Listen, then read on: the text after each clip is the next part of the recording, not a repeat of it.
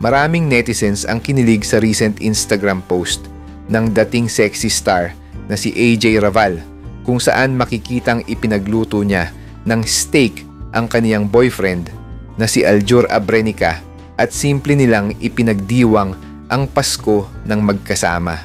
Nagpasalamat naman si Aljur sa pag-aasikaso sa kanya ni AJ at say ng mga netizens sana ikasal na sila dahil pang wife material ang pag-aalaga ni AJ kay Aljur at ang sweet at cute nilang tignan dalawa.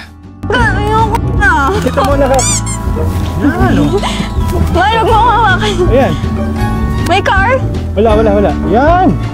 Oh, hindi natin bababa yung paa ngayon.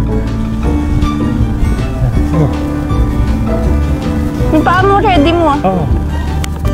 Yan na. At least hindi natin binabahin pa. Okay. Okay ka na? Okay. Welcome home! Ano pangalan nito? Si Bantay.